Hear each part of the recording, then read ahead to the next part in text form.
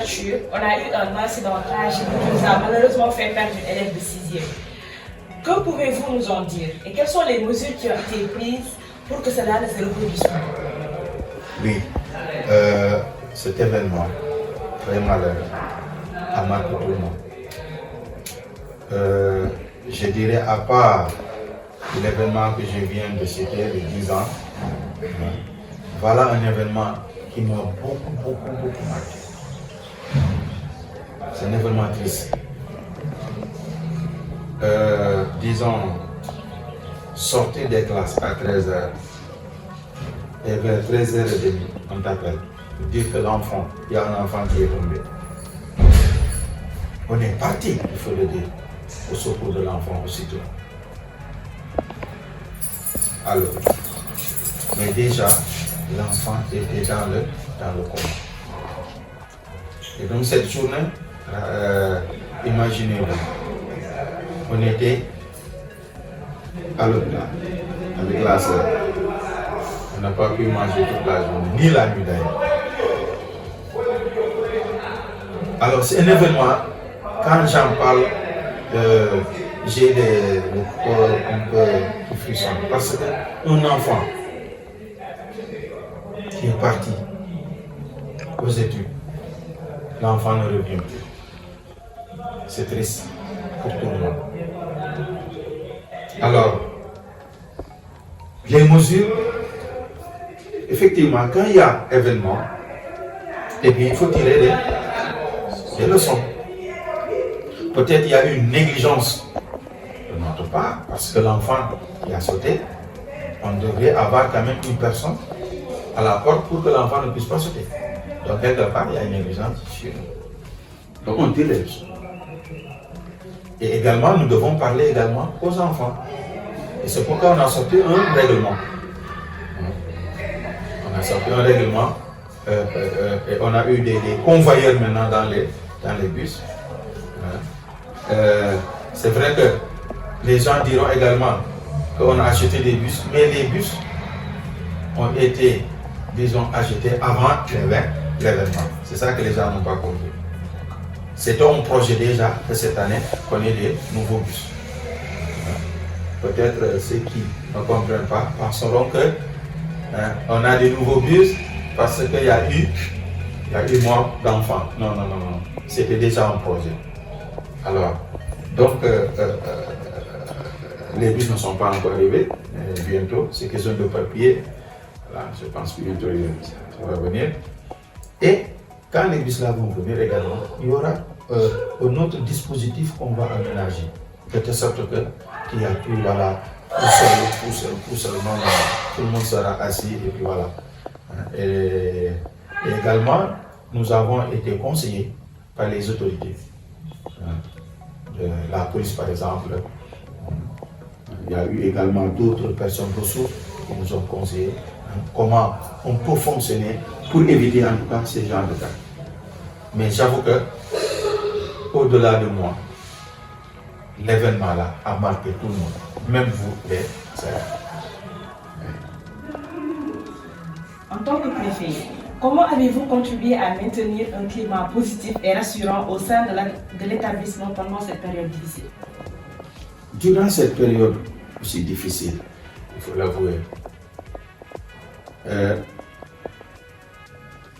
nous avons été, disons, forts mentalement, voilà, moralement, grâce, je dis, à l'appui de Dieu. Parce que c'est Dieu qui nous a assistés. C'est Dieu qui est venu à notre aide. C'est Dieu, au fait, qui est au contrôle de tout. Et c'est ce que je disais lors de la réunion, lorsque l'événement est arrivé. Alors, je disais aux collègues, soyez encore plus forts. Ce n'est pas à ce moment qu'il faut rester là. Non, soyons plus forts. Tout en sachant que, eh bien, c'est Dieu qui donne, mais c'est Dieu également qui reprend.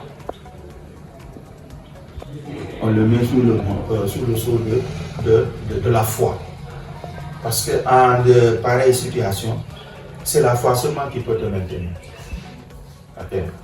C'est vrai qu'il y avait des enfants qui étaient choqués, voilà. Mais à tout moment, quand même, on leur disait c'est la vie. C'est la vie.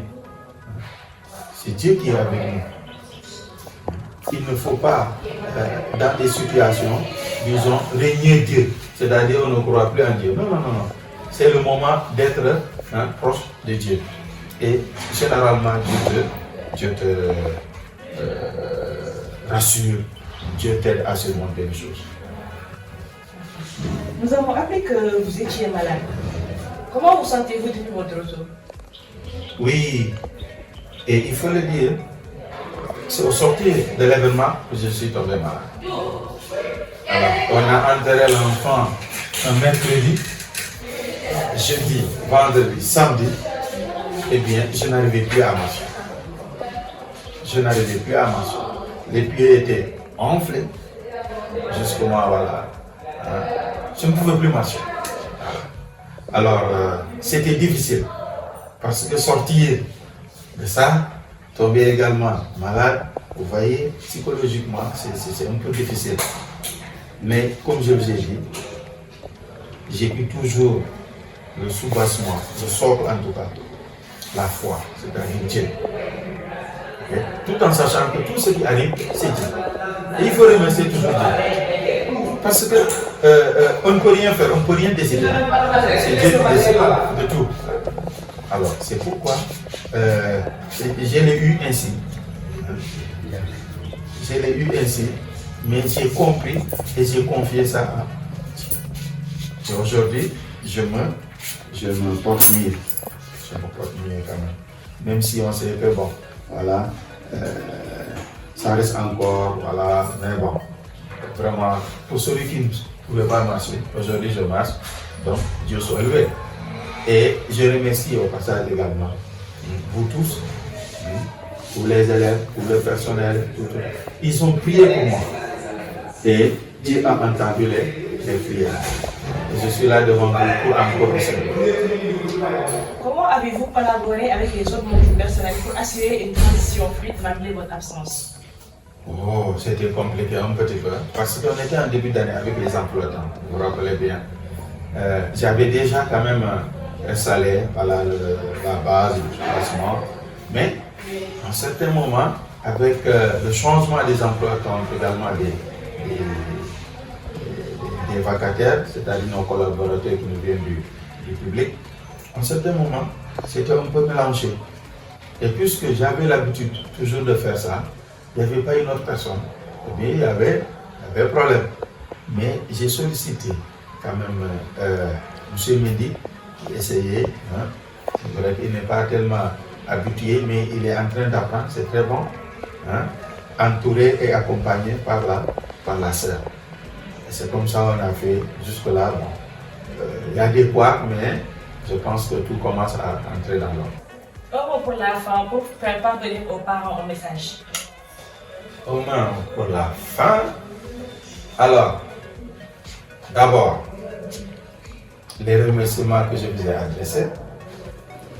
Mais je voudrais également dire aux parents, ces parents-là qui ont eu confiance en nous, jusqu'à nous donner leurs enfants. Ce qu'il y a mieux d'eux, parce que les enfants, il n'y a pas mieux. C'est le meilleur produit, je dirais.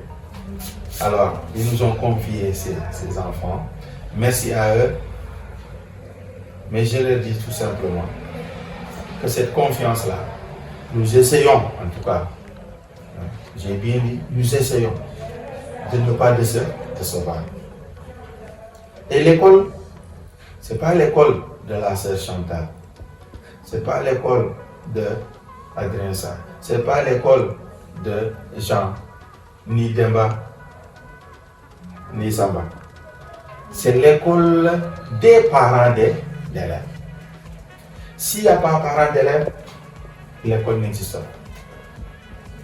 C'est les parents qui amènent les enfants. Et donc, nous devons collaborer, discuter ensemble. Nous sommes là, les portes sont ouvertes pour que les parents viennent nous dire « Ah, ça ne marche pas. Ça ne marche pas. » Et comme ça, on rectifie. Évidemment, quand ça marche aussi, il faut dire hey, félicitations, n'est-ce pas? Et c'est ça la vie. Et donc, je remercie tout le monde, l'équipe pédagogique, l'équipe administrative, les élèves, les gardiens, les chauffeurs. Je remercie tout le monde. Merci beaucoup. Merci beaucoup. C'était un réel plaisir de partager avec vous. Voilà, c'est gentil. Et bon vent.